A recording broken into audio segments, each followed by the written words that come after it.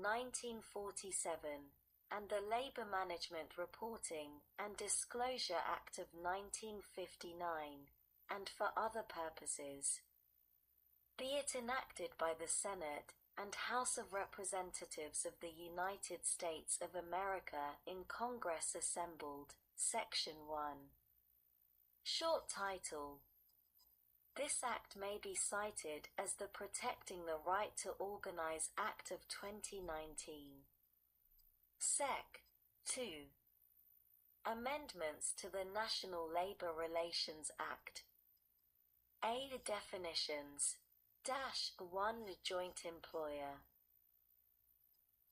Section 2 of the National Labor Relations Act of 29 U.C. 152 is amended by adding at the end the following: 2 or more persons shall be employers with respect to an employee if each such person co-determines or shares control over the employee's essential terms and conditions of employment.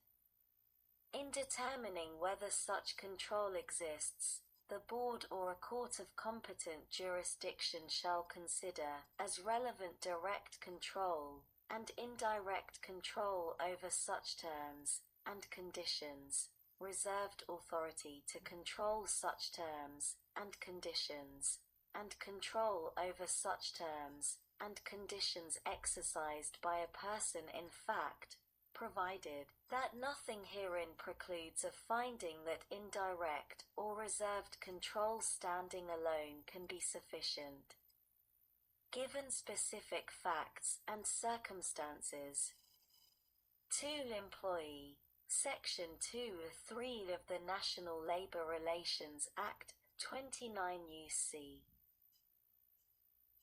1523 is amended by adding at the end the following: an individual performing any service shall be considered an employee except as provided in the previous sentence, and not an independent contractor, unless the individual is free from control and direction in connection with the performance of the service, both under the contract for the performance of service and in fact.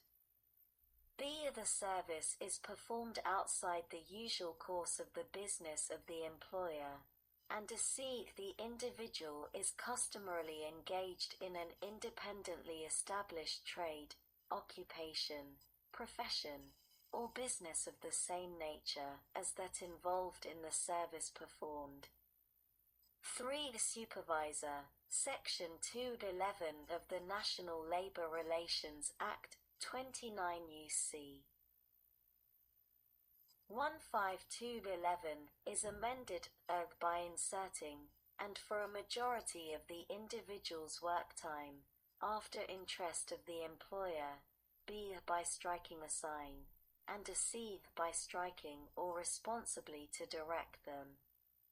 B. Reports. Section 3(c) of the National Labor Relations Act is amended 1. by striking the board, and inserting 1. the board, and 2. by adding at the end the following: 2. Effective January 1, 2021, Section 3003 of the Federal Reports Elimination and Sunset Act of 1995, the Public Law 166-44. 31 U.C. 1113 Note, shall not apply with respect to reports required under this subsection. 3. Each report issued under this subsection shall include no less detail than reports issued by the Board prior to the termination of such reports under Section 3003 of the Federal Reports Elimination and Sunset Act of 1995, Public Law 166-44, 31 U.C. 1113 Note. C. Appointment. Section 4(8) of the National Labor Relations Act of 29 U.C. 154a is amended by striking, or for economic analysis. D. The Unfair Labor Practices, Section 8 of the National Labor Relations Act, 29 U.C. 158 is amended 1 in subsection A- in paragraph 5 by striking the period and inserting, and B by adding at the end the following: 6 to promise, threaten, or take any action to permanently replace an employee who participates in a strike as defined by Section 5012 of the Labor Management Relations Act, 1947, 29 U.C. 142(2)(b) to discriminate against an employee who is working or has unconditionally offered to return to work for the employer because the employee supported or participated in such a strike, or C. to lock out, suspend, or otherwise withhold employment from employees in order to influence the position of such employees or the representative of such employees in collective bargaining prior to a strike, and 7 to communicate or misrepresent to an employee under Section 2(3) that such employee is excluded from the definition of employee under Section 2(3). 2 in subsection B- and by striking paragraphs 4 and 7(b) by redesignating paragraphs 5 and 6 as paragraphs 4 and 5, respectively, C in paragraph 4, as so redesignated, by striking affected, and inserting affected, and D in paragraph 5, as so redesignated, by striking, and inserting. Period. 3 in subsection C, by striking the period at the end and inserting the following: provided that it shall be an unfair labor practice under subsection A(1) for any employer to require or coerce an employee to attend or participate in such employer's campaign activities unrelated to the employee's job duties, including activities that are subject to the requirements under Section 203(b) of the Labor Management Reporting and Disclosure Act of 1959, 29 U.C. 433(b). 4 in subsection D- by redesignating paragraphs 1 through 4 as subparagraphs through D, respectively, B by striking for the purposes of this section, and inserting 1 for purposes of this section, C by inserting, and to maintain current wages, hours, and working conditions pending an agreement, after arising thereunder, D by inserting, provided that an employer's duty to collectively bargain shall continue absent decertification of the labor organization following an election conducted pursuant to Section 9, after making of a concession, E by inserting further, before, that where there is in effect a F by striking the duties imposed, and inserting the 2 the duties imposed G by striking by paragraphs 2, 3, and 4, and inserting by subparagraphs B, C, and D of paragraph 1H by striking section 8D1, and inserting paragraph 1I by striking section 8D3 and inserting paragraph 1C in each place it appears, J by striking section 8D4 and inserting paragraph 1D, and K by adding at the end the following: 3. Whenever collective bargaining is for the purpose of establishing an initial collective bargaining agreement following certification or recognition of a labor organization, the following shall apply. Not later than 10 days after receiving a written request for collective bargaining from an individual or labor organization that has been newly recognized or certified as a representative as defined in Section 9A, or within such further period as the parties agree upon, the parties shall meet and commence to bargain collectively, and shall make every reasonable effort to conclude and sign a collective bargaining agreement.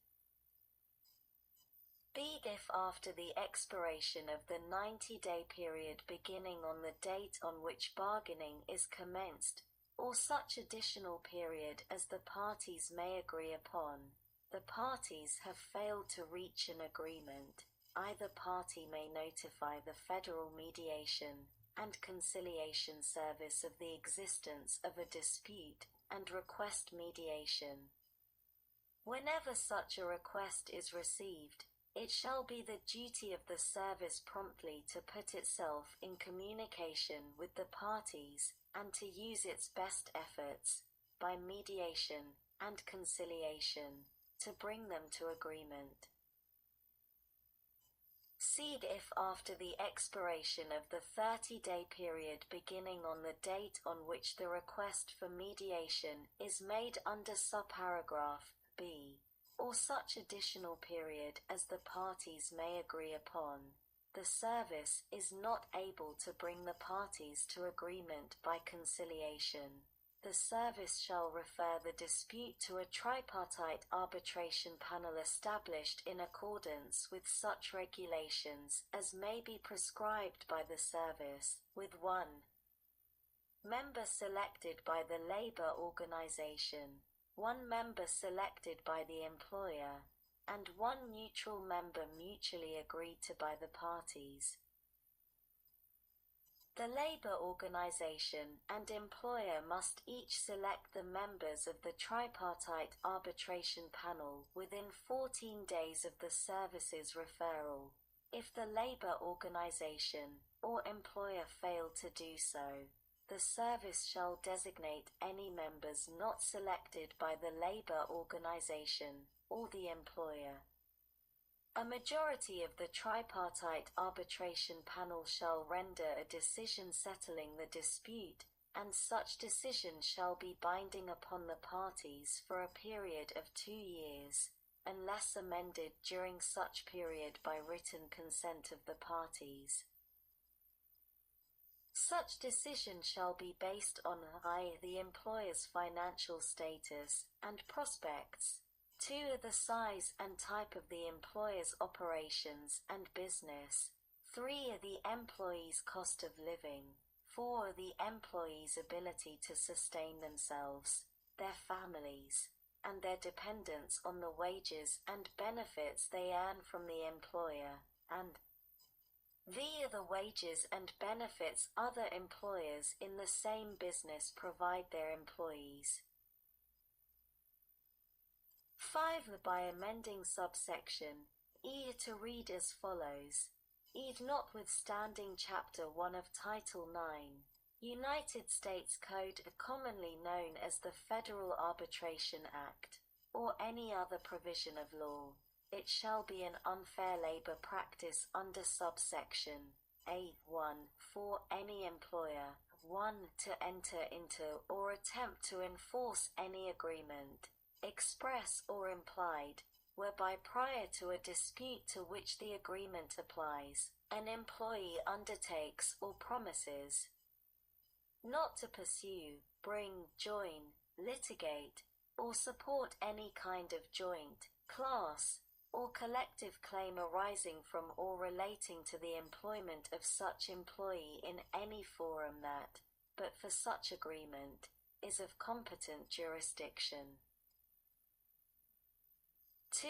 To coerce an employee into undertaking or promising not to pursue, bring, join, litigate, or support any kind of joint, class, or collective claim arising from or relating to the employment of such employee.